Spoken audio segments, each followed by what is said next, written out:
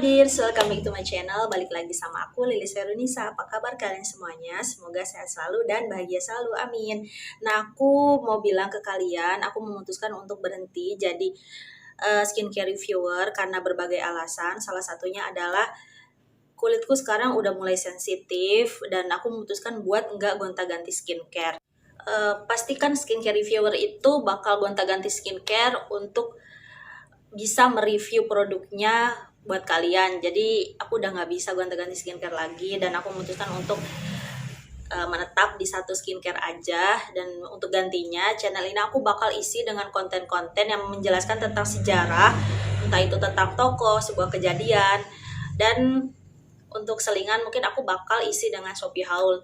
Oke, doain aja karena konten sejarah ini buat aku lebih menantang dibanding review skincare karena aku harus buat skripnya. Ini skripnya sampai 6 lembar. Aku juga minta izin. Mungkin aku bakal ngintip-ngintip sedikit, takutnya aku lupa. Nah, terus aku minta doanya aja ke kalian. Semoga aku konsisten dan aku nggak stres karena satu judul ini aja udah berat banget sih buat aku. Nah, sekarang aku mau bahas tentang seorang tokoh ulama yang sangat terkenal di Turki. Nama beliau adalah Badiüzzaman Said Nursi. Siapa sih Badiüzzaman Said Nursi ini? Badiüzzaman Said Nursi ini beliau adalah seorang tokoh ulama yang berpikiran modern dan moderat. Beliau juga seorang mujaddid, pembaharu dalam dunia Islam karena beliau memperjuangkan nilai-nilai Islam, memperjuangkan api tauhid di sebuah negara atau sebuah wilayah yang pemerintahannya itu sekuler atau pemerintahannya itu berusaha untuk memisahkan antara agama dan negara. Badiüzzaman Said Nursi bernama lengkap Said Nursi. Beliau lahir di Anatolia Timur, tepatnya di Desa Nurs, Provinsi Bitlis pada tahun 1878. Ayahnya bernama Mirza dan ibunya bernama Nuriye. Pada sebuah keterangan, murid-murid Said Nursi pernah berkata bahwa Said Nursi ini masih ada garis keturunan dari Rasulullah SAW. Ayahnya yang bernama Mirza ini masih keturunan dari Sayyidina Hasan bin Ali bin Abi Thalib dan ibunya yang bernama Nuriye ini masih keturunan dari Sayyidina Husain bin Ali bin Abi Thalib. Namun beliau tidak pernah menulisnya langsung dalam sebuah tulisan. Ini adalah kesaksian dari murid-muridnya sendiri. Ayah Said Nursi yang bernama Mirza ini terkenal sebagai seorang sufi karena sifat waroknya beliau atau kehati-hatian beliau dalam menjaga sesuatu yang haram. Beliau tidak akan pernah membiarkan lembu-lembunya memakan rumput yang tidak jelas kehalalannya. Ibunda dari Said Nursi yang bernama Nuriye ini juga wanita yang sangat solihah. Beliau tidak akan pernah meninggalkan wudhu ketika beliau hamil. Begitupun ketika beliau menyusui anak-anaknya, beliau selalu menjaga wudhunya. Ditambah lagi kedua orang tua Said Nursi ini tidak pernah meninggalkan sholat malam. Maka dari itu lahirlah suatu keberkahan, anak-anak yang solih dan solihah dan begitu cerdas, terutama Said Nursi. Maaf aku agak grogi, soalnya ini menurut aku lebih berat dibanding review skincare, jadi harap maklumnya. Semoga kedepannya aku bisa lebih lancar lagi, oke? Sejak kecil, Said Nursi terlihat antusias dalam mencari ilmu. Beliau akan sangat senang sekali bila ada pengajian di majelis-majelis bersama para ulama. Beliau juga sangat kritis terhadap sesuatu yang baru dia ketahui. Pernah pada suatu malam, Said Nursi bersama ibunya sedang memandangi bulan purnama. Mereka berbincang-bincang sebentar, lalu tiba-tiba terdengar suara senapan dan sorak-sorai dari orang-orang. Said Nursi bertanya, "Ada apa, Bu?" Ibundanya menjawab, "Sebentar lagi akan terjadi gerhana bulan. Lihatlah bulan itu baik-baik." Tidak lama kemudian terjadilah gerhana bulan dan ibunya dan Said Nursi ini bertanya lagi, "Lalu kenapa mereka membuat kebisingan, Bu? Kenapa senapan itu ditembakkan?" Nah, ibundanya menjawab, "Mereka beranggapan gerhana bulan terjadi karena seekor naga menelan bulan. Mereka bersorak-sorai, mereka membuat kebisingan sehingga senapan ditembakkan itu agar menakut-nakuti naga tersebut. Lalu Said Nursi bertanya lagi, tapi benarkah bulan itu ditelan naga, Bu? Ibundanya menjawab, ya begitulah kepercayaan orang-orang dulu. Said Nursi berkata lagi, tidak lama setelah itu bulan kembali terang. Said Nursi bertanya lagi, kalau bulan itu ditelan oleh naga, lalu kenapa bisa bersinar lagi? Ibundanya dengan sabar menjawab, mereka percaya bahwa tubuh naga itu transparan seperti kaca, sehingga ketika naga itu menelan bulan masih bisa memancarkan cahayanya. Said Nursi tidak percaya. Tidak mungkin, Bu, tidak mungkin bulan bisa dimakan oleh naga. Dan apa yang dikerjakan orang-orang itu tidak ada gunanya, Bu, itu hanya sia-sia. Kurang lebih seperti itu ya. Nah, itu adalah contoh betapa kritisnya Said Nursi waktu itu padahal Said Nursi masih berusia 7 tahun. Pada usia 9 tahun, Said Nursi kecil pernah ikut kakaknya mondok di sebuah desa bernama Tag, yang gurunya itu bernama Muhammad Emin Effendi. Namun karena Said Nursi ini masih terlalu kecil, beliau jadi bahan bulian teman-teman kakaknya. Akhirnya Said Nursi ini merasa tidak betah dan ingin pulang, dan Said Nursi memutuskan untuk berhenti mondok di tempat itu. Dan setahun kemudian Said Nursi ikut lagi bersama kakaknya mondok di daerah Pirmis. Waktu itu gurunya bernama Sayyid Nur Muhammad ya. Jadi setelah pindah dari Tag, beliau pindah lagi ke daerah Pirmis dan ikut kakaknya di situ selama beberapa tahun. Suatu hari Said Nursi dan kakaknya ini bertengkar karena suatu hal. Nah, tepatnya kakaknya Said Nursi ini yang bernama Abdullah ini merasa iri kepada Said Nursi karena Said Nursi ini lebih cerdas dibanding Abdullah. Nah, akhirnya mereka bertengkar dan Said Nursi memutuskan untuk keluar dari perguruan yang di daerah Pirmis ini. Beliau keluar dari pondoknya lalu mencari guru baru. Ditambah lagi Said Nursi ini sering bergonta-ganti guru karena berbagai hal. Menurut buku yang aku baca ya, karena berbagai hal, salah satunya adalah beliau sering dibully oleh teman-temannya, atau beliau merasa kurang puas dengan keilmuan gurunya, atau beliau tuh merasa sudah cukup belajar kepada guru tersebut. Jadi beliau sering bergonta-ganti guru, bukan bergonta-ganti ya, lebih sering berpindah-pindah guru dari satu tempat ke tempat yang lain. Nah, for your information, pada usia 15 tahun ini Said Nursi sudah menghafal semua yang diajarkan oleh guru-gurunya. Jadi beliau ini sangat cerdas, sampai apapun yang dikatakan oleh gurunya, apapun yang disampaikan oleh gurunya, beliau langsung masuk ke otak beliau gitu, dan langsung hafal tanpa ada lupa atau tanpa ada terlewat sedikit pun. Nah, pada usia 15 tahun, level keilmuan Said Nursi ini sudah mencapai level keilmuan orang yang usianya 30, 40, atau bahkan orang yang menghabiskan seluruh hidupnya untuk mengkaji ilmu agama. Nah, sedangkan Said Nursi waktu itu sudah baru 15 tahun. Nah, kitab-kitab berat seperti kitab Jam'ul Jawami, Syara al-Muwaqif, dan Tuhfa al-Muhtaj beliau tuntaskan hanya dalam waktu 3 bulan. Bahkan beliau menghafal atau menamatkan 80 kitab hanya dalam kurun waktu 8 bulan. Sedangkan normalnya 80 kitab yang beliau pelajari ini hanya bisa dituntaskan dalam kurun waktu 15 tahun, dan ini hanya 8 bulan. Subhanallah, Masya Allah ya, hebat sekali Said Nursi ini. Nah, selama 8 bulan beliau berpisah dengan kakaknya yang tadi, beliau bertemu lagi dan kakaknya bertanya seperti ini, Said, adikku gitu, selama ini kamu udah hafal berapa? Kalau atau bahasa kita ini, selama ini kamu udah ngafalin kitab apa aja nih? Gitulah bahasa kitanya. Nah, Said Nursi menjawab, bukan itu. Maaf. Kata kakaknya ini, Said, adikku, selama 8 bulan ini aku sudah menghafal satu kitab yang bernama Syara al-Syamsi. Kamu sudah menghafal apa?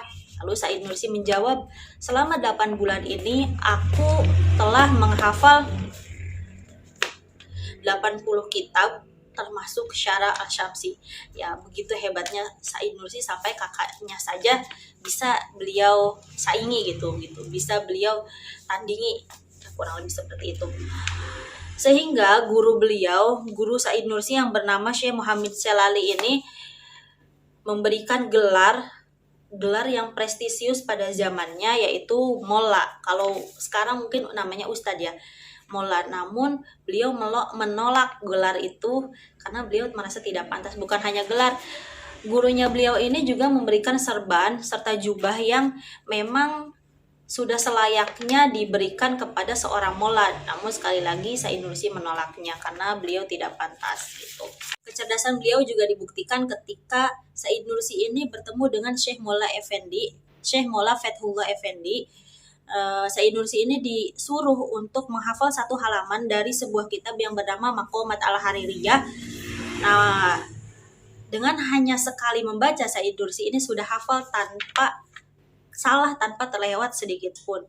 Sejak saat itulah Said Nursi ini diberi gelar Badi'uz Zaman, yang artinya keajaiban zaman ini. Pada usia 15 tahun juga Said Nursi sudah mempelajari ilmu sosial dan ilmu politik. Karena beliau menyadari bahwa Turki Utsmani ini sedang tidak baik-baik saja. Ibaratnya Turki Utsmani ini adalah negara yang sedang sakit. Nah, maka dari itu setiap pengajian beliau menyisipkan gagasan tentang pentingnya ukhuwah Islamiyah dan kesadaran tentang membangun konstitusi yang merdeka dan Islami.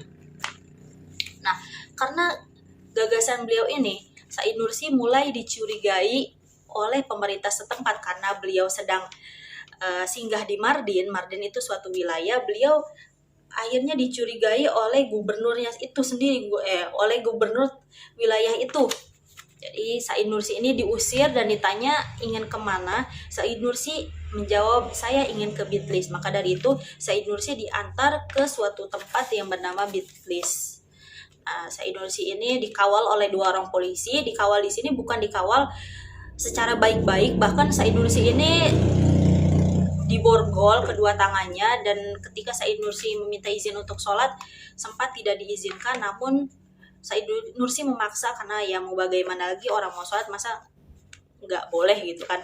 Jadi Said Nursi memaksa ingin sholat dan akhirnya diizinkan. Lalu selepas sholat Said Nursi memasang sendiri borgolnya, dan akhirnya kedua orang polisi ini tunduk karena melihat wibawa dan mungkin kelihatannya adem gitu.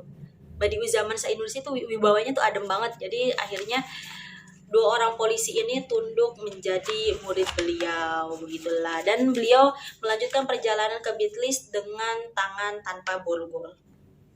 Pada abad ke-19, Turki Utsmani benar-benar sudah tidak berdaya. Kolonialisme merajalela. Kalau diibaratkan seekor singa, Turki Utsmani ini adalah seekor singa yang sakit dan tidak berdaya.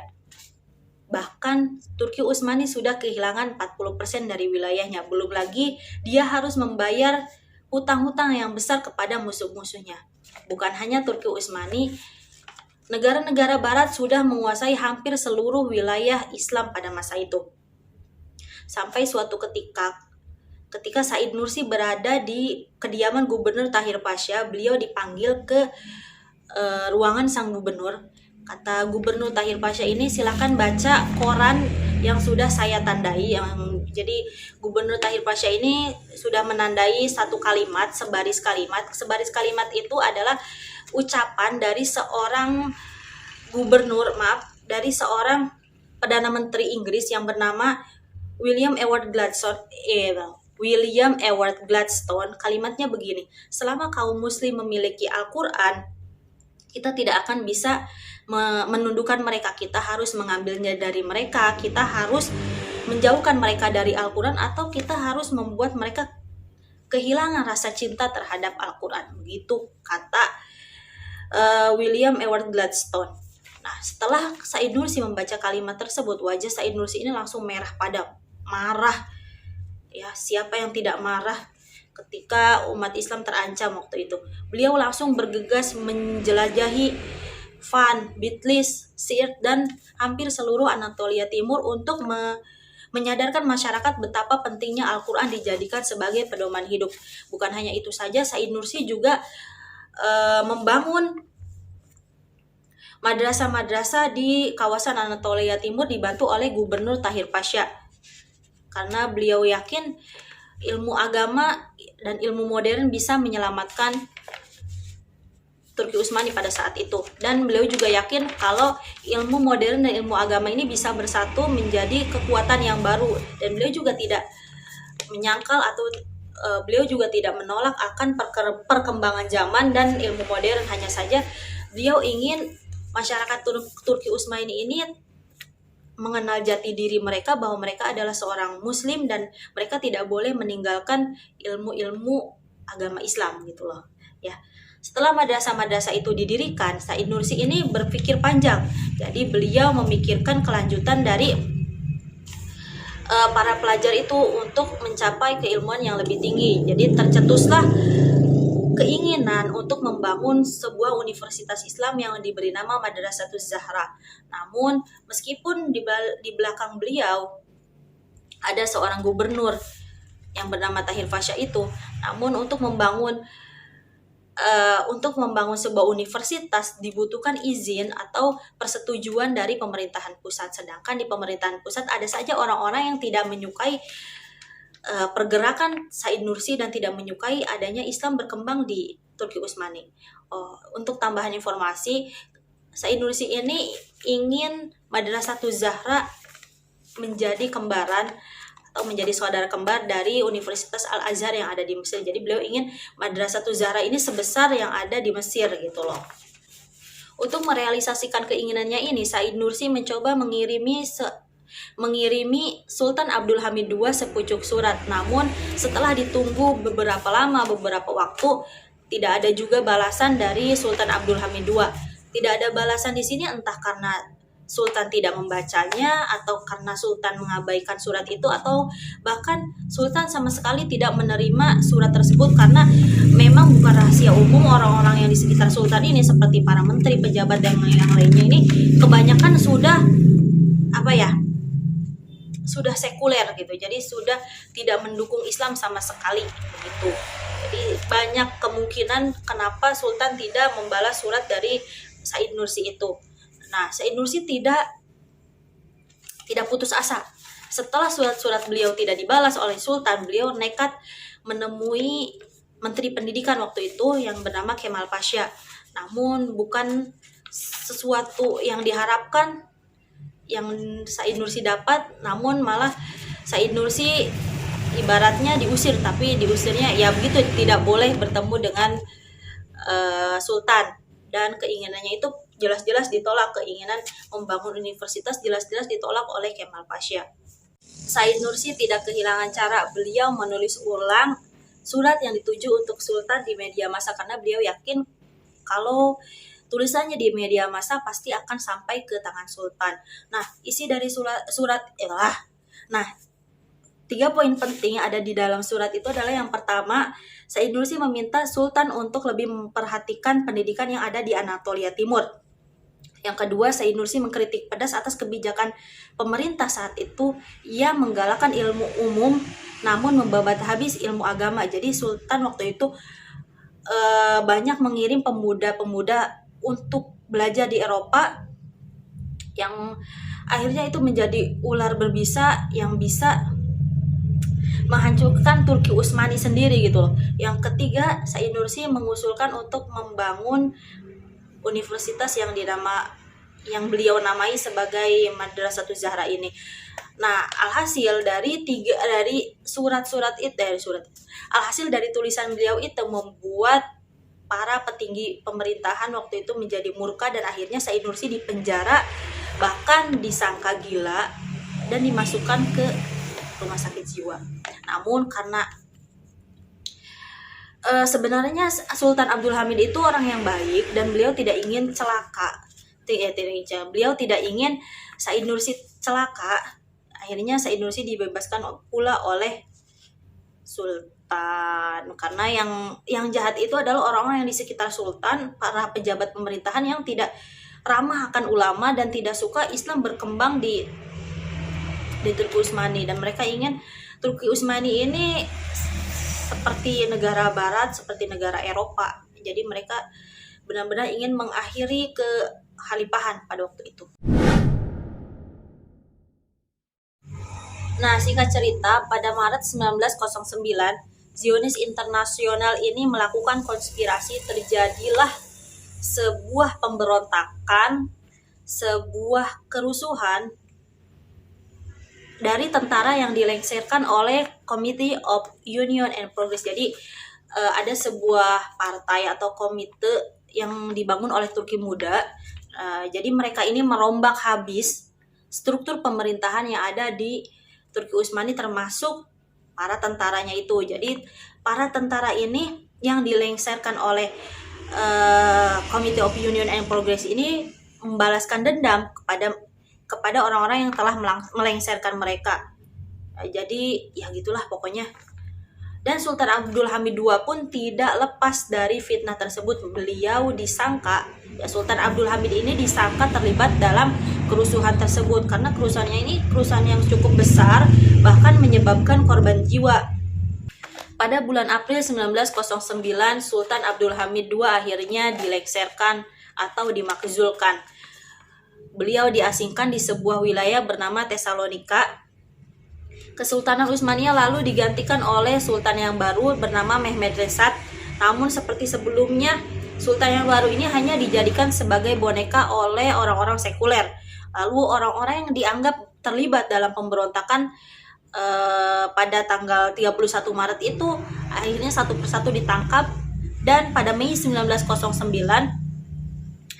Said Nursi juga ditangkap karena dituduh melakukan pemberontakan dan terlibat dalam kerusuhan itu. Walaupun sebenarnya Said Nursi sama sekali tidak terlibat dan beliau tidak setuju atas apa yang dilakukan oleh perusuh itu. Nah, kabar penangkapan Said Nursi ini menjadi headline atau trending topik pada surat kabar Ceride Sofia Gazetesi, dan hal itu menjadi pusat perhatian masyarakat luas.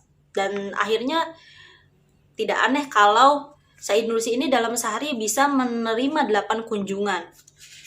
Minimal 8 kunjungan dalam sehari, atau bisa lebih. Nah, beberapa hari kemudian Said Nursi dan 20 tahanan lainnya dihadapkan ke mahkamah militer. Barang siapa yang terbukti bersalah, maka hukumannya adalah hukuman mati.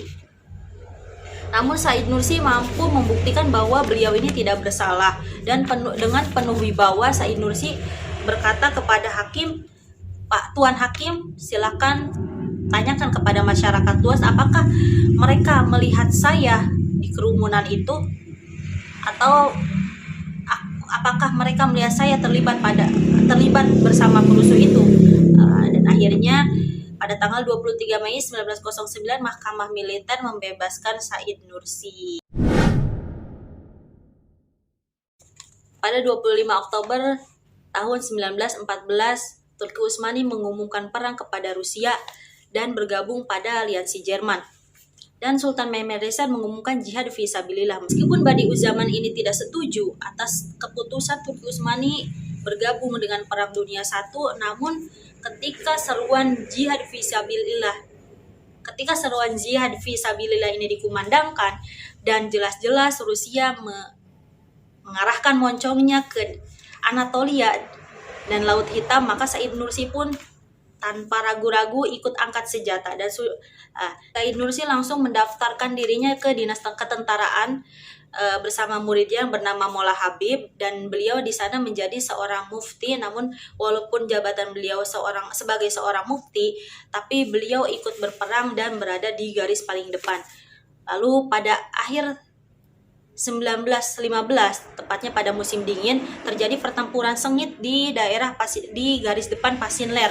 Suhu waktu itu mencapai minus 30 derajat Celcius. Walaupun dingin yang menusuk tulang, tapi semangat para prajurit itu tidak pernah padam sedikit pun. Said Nursi juga tidak pernah menyerah. Selain beliau berjuang dengan senjata, beliau juga memberikan semangat kepada para prajurit yang lain. Beliau juga meyakinkan para prajurit yang lain bahwa pasti ada pertolongan dari Allah, pertolongan yang tidak terlihat oleh kasat mata. Ketika malam tiba, beliau mengajarkan sebuah kitab yang bernama Isyaratul Ijaz kepada para tentaranya. Jadi Masya Allah sekali, walaupun dalam keadaan perang, beliau tetap istiqomah mengajarkan ilmu agama kepada orang lain. Pada Maret 1916, Said Nursi menjadi tawanan Rusia dan hampir dihukum mati, namun tidak jadi. Malah keinginan Said Nursi untuk mengajar di dalam tahanan tersebut dikabulkan, dan Said Nursi meminta dibangunkan masjid di dalam tahanan itu dan akhirnya dikabulkan. Namun pada Oktober tahun 1917 terjadi kerusuhan, dan hal itu dimanfaatkan oleh Said Nursi beserta yang lainnya untuk meloloskan diri. Akhirnya Said Nursi bisa pulang ke Istanbul.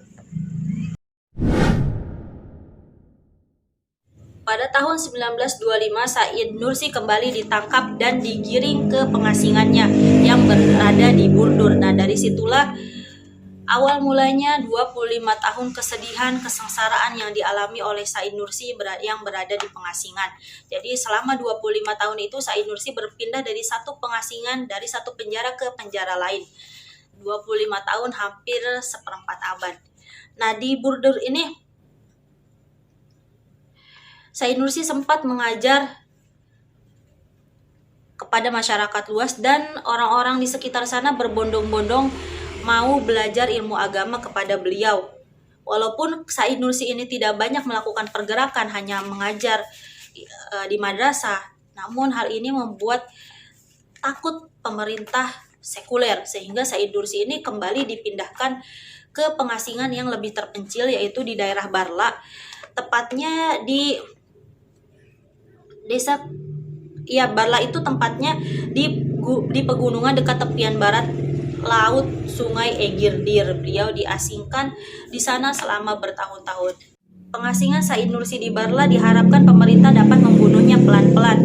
Namun siapa sangka karunia ilahi, mahakarya yang besar lahir di sana. Ya, Risalah Nur lahir di pengasingan di desa yang terpencil bernama Barla.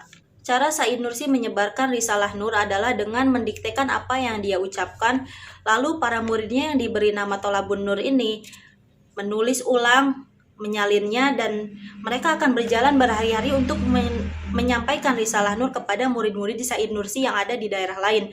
Lalu murid-murid yang lain juga akan menyalin ulang hingga beberapa salinan dan menyebarkannya ke murid-murid yang lain juga. Terus seperti itu sampai ribuan salinan dibuat, karena semakin hari semakin banyak Tolabun Nur ini.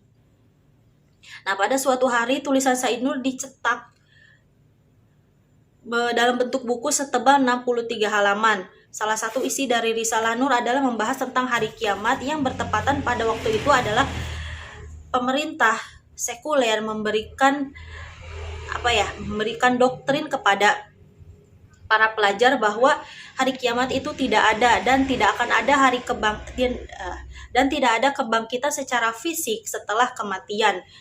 Nah, karena Risalah Nur ini sudah menyebar, otomatis para pejabat yang ada di Majelis Nasional Agung mengetahui gerakan-gerakan yang dilakukan oleh Said Nursi. Salah satu pejabat berkata, sepertinya Said Nursi ini mengetahui rencana kita sehingga dia membuat karya untuk menghentikannya. Padahal Barla ini adalah tempat yang sangat terpencil, bahkan untuk mencapai ke sana pun hanya ada jalan setapak dan pasti minim informasi.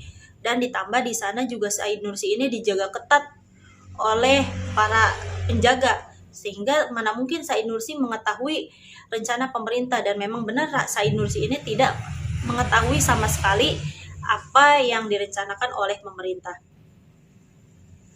Nah, pada 25 April 1935 terjadilah penangkapan besar-besaran kepada Tolabun Nur. Jadi orang-orang yang menjadi pengikut Said Nursi ini ditangkap satu persatu. Sejumlah murid Said Nursi ditangkap dan dijebloskan ke dalam penjara. 2 hari kemudian giliran Said Nursi dan yang lainnya ditangkap juga. Ada salah seorang Tolabun Nur atau muridnya Said Nursi yang bernama Tenekeci Mehmed. Beliau ini diberitahu oleh temannya bahwa akan ada penangkapan dan penggeledahan rumah-rumah orang yang menjadi pengikut Said Nursi. Dan kemudian dia ini, si Tenekeci Mehmed ini, bergegas untuk mengubur, menyembunyikan hal-hal yang berbau Islami termasuk Risalah Nur di belakang rumahnya. Dan pada waktu para prajurit ini para prajurit. Pada waktu orang-orang menggeledah rumah dia dinyatakan tidak bersalah karena tidak ditemukan bukti bahwa dia menjadi pengikut Risalah Nur. Nah, Said Nursi dan murid-muridnya ini dijebloskan di dalam penjara yang dia Said Nursi dan murid-muridnya ini dijebloskan ke penjara Eski Sehir. Said Nursi di penjara seorang diri. Jadi Said Nursi ini penjaranya penjara isolasi, sedangkan murid-muridnya ini beramai-ramai berdesak-desakan. Setiap hari yang tadinya sedikit makin hari makin banyak karena makin banyak pula orang-orang yang ditangkap. Nah, salah satu siksaan dari penjara itu adalah ruang penjara itu sangat kecil namun diisi oleh banyak orang dan mereka tidak boleh keluar sebentar pun, walaupun hanya untuk buang air. Jadi mereka ini harus buang air, buang hajat di ruangan itu, sedangkan ruangan itu sangat sempit dan sangat sumpek gitu ya. Jadi mereka harus tidur, bahkan nggak bisa tidur, mereka harus berbaur dengan kotoran-kotoran mereka sendiri. Dan para sipir di situ membuat sebuah lubang di dekat pintu masuk,